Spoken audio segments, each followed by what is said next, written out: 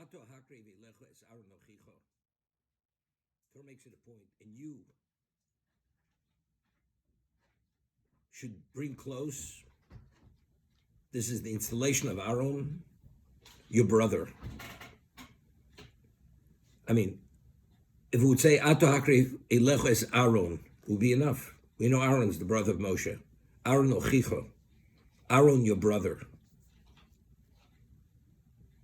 You know, it's interesting.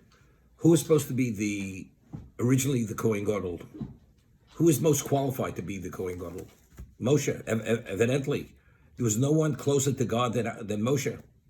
So if the Kohen who enters into the Holy of Holies on Yom Kippur, only in that context could you go into the Holy of Holies, so the most qualified should be Moshe Rabbeinu. Yet Aaron was the Kohen Gadol. Why? Because we read the whole dialogue at the Sinai, at the burning bush, the 7-day dialogue, and God responds to every one of Moshe's reasons why he's not qualified to be the Goel, the Redeemer. Finally, Moshe says, after Hashem answers all his reasons, he says, but why don't you send the one who normally is your spokesman?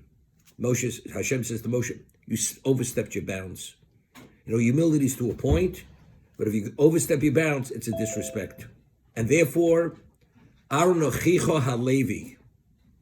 Over there, that's how Hashem, Aaron ochicha halevi. Aaron, your brother, the Levi, will be the Kohen. So over there, Chazal tell us, until that point, Aaron was the Levi. But because he misspoke with this excessive level of humility, which is a disrespect at that point, Aaron will no longer be the Levi. Up to this point, he's the Levi. Going forward, he's the Kohen. So because of that, Moshe forfeited the Kuna. But so the word, the way the pasuk expresses itself, Aaron ochicha Levi. Aaron, your brother, who's the Levi, will be the Kohen. Over here it says, Ato hakre v'lecha es Aaron ochicha. Aaron, your brother. It's only because he's your brother. He took this position, as I said then, because you misspoke, you overstepped your bounds regarding humility. Therefore, Aaron, you're the one who should install Aaron ochicha. There's Bonavito and his children with him. B'toch b'nei Yisrael. Lachanu li, they should be the Kohanim to officiate on my behalf. And then the Torah goes and delineates who are they. Aaron, Nadav, Avihu, Elazar, Yisam, b'nei Aaron. I mean, such iteration over here. Aaron ochicha, lechanu li. And yet, it repeats it again. Aaron. So the reason why you say it repeats again, although it said his sons, it goes and delineates, and who are his sons? Nadav, Avihu, Elazar, Yisam, b'nei Aaron, the sons of Aaron. So we're going to see in a moment, there's a very important Orach Chaim HaKodesh over here. It's like putting the salt on the wounds. You know? I mean, it's bad enough that he forfeited. Who will be in the position that you should have been in, that you could have been in, but you forfeited?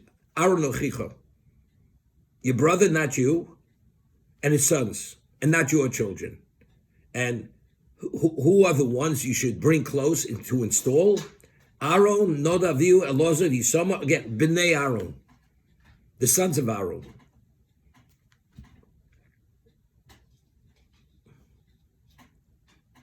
I always make this point, and Elliot, it says, es bonav ito. Ito only means they're secondary. Aaron's children, in their own right, have no relevance to be the Kohanim. But because they're b'nei Aaron, it's bonav ito. Ito, S-O is always an adjunct. Because they happen to be Aaron's children, therefore, that's why they're becoming the Kohanim. So it's not imo. In their own right, they weren't qualified to be the Kohanim. Only because they're b'nei Aaron, therefore, they're becoming the Kohanim.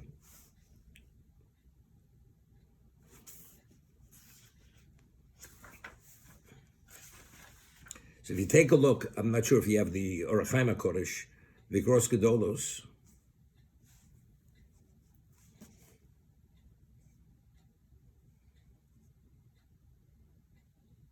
So here's if Ato Hakre V'Lecho, Tam Omer v'ato, and you yourself, you have to install them. Gam Omer Loshen HaKrovo.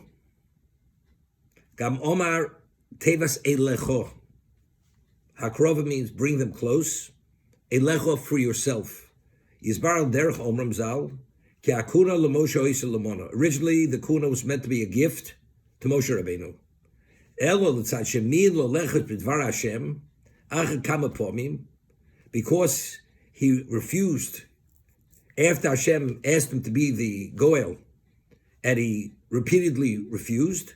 Chora Hashem bo, ve'esiro migviras hakuna, and God's wrath came upon him, and he was removed from the status of kuna. B'omer halo achicha Aaron achicha halevi. I mentioned that's what I mentioned. Hashem says, Aaron, your brother the Levi, Pirush ahoya Levi v'avshem nasa kohen. Till this moment, he was a Levi, but now because of your level of disrespect, he will become the Kohen.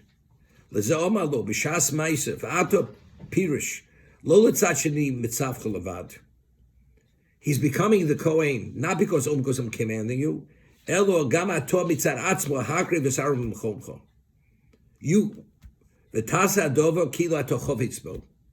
as much as you're pained by not being the Kohen, because you could have been, you should install him as if this is your will. You're happily installing him. This is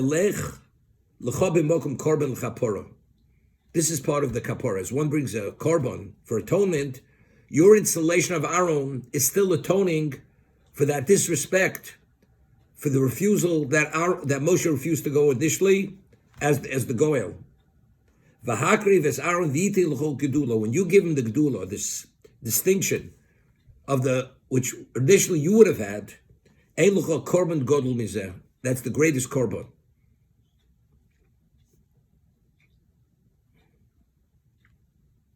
You know, it's interesting.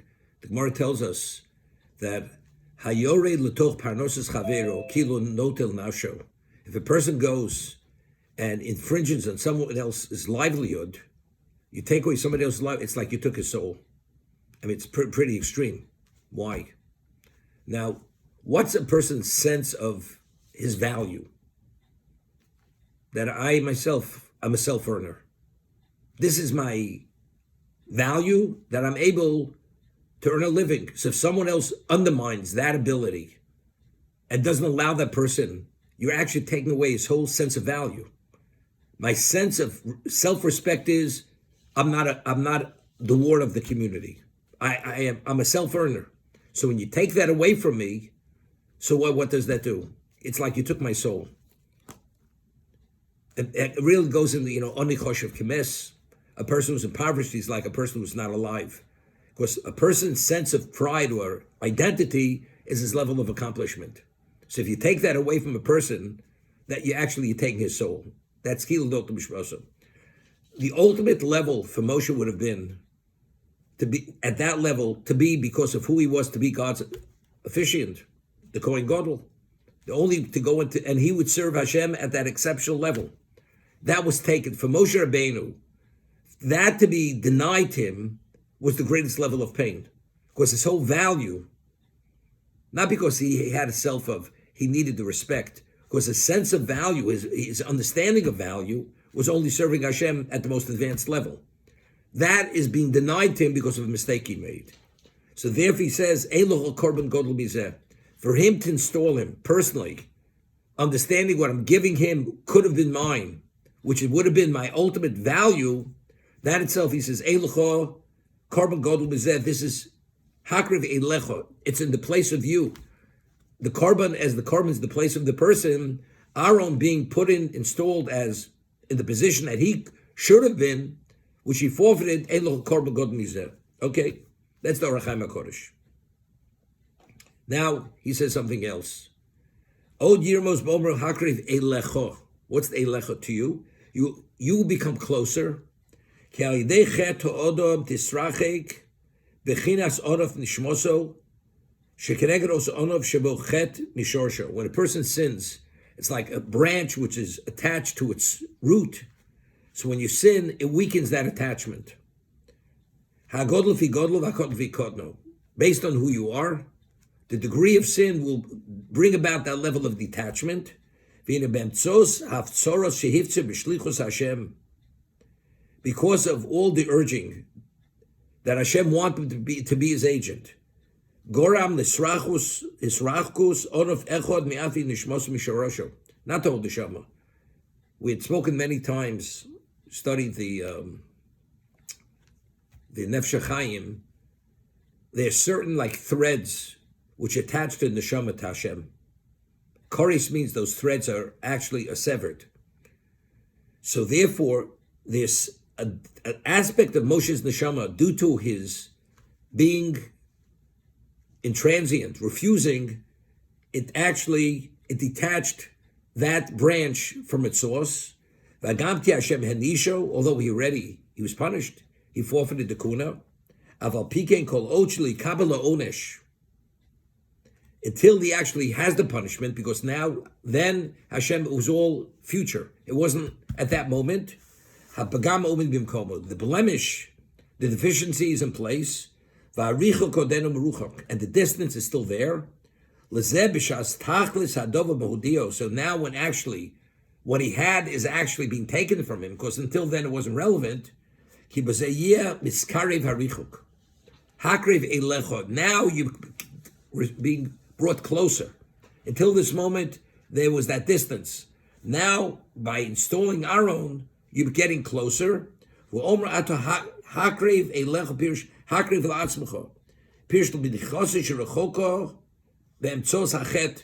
sin caused this distance. This is the tikkun. You should, and look what he says.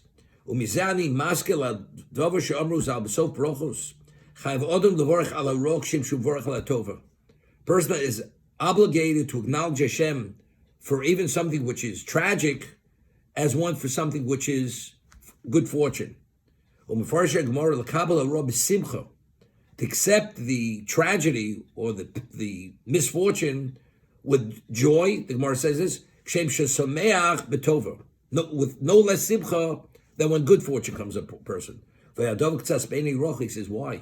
He says it's slightly difficult to accept the bad with the same joy as you accept the good fortune.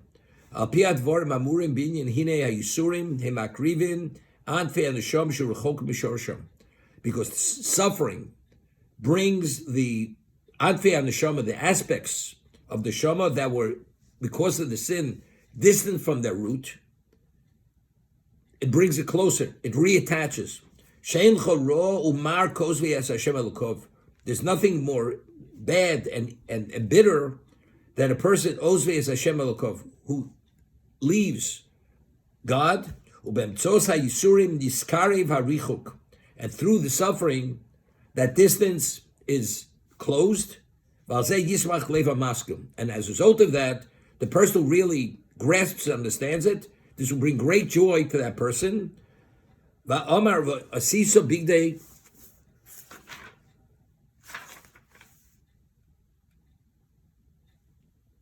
Let's just continue. Kodesh, Chov Tiferes, Shem Hem Simone Asimcha. You hear this? And you should make vestments which are covered in Tiferes, honor and glory. Shem Hem Simone Asimcha Sheyure Shechovitz V'Dover Foro. That Moshe wants to glorify his brother with a glory that he could have had. Normally a person does something where he's forced to do something, you do it with great difficulty, not with a gusto, with an excitement.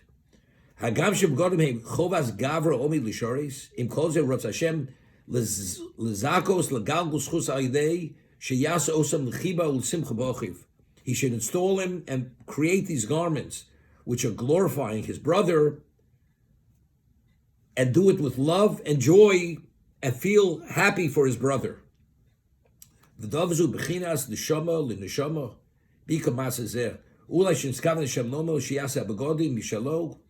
only that, it should even be from his own proceeds.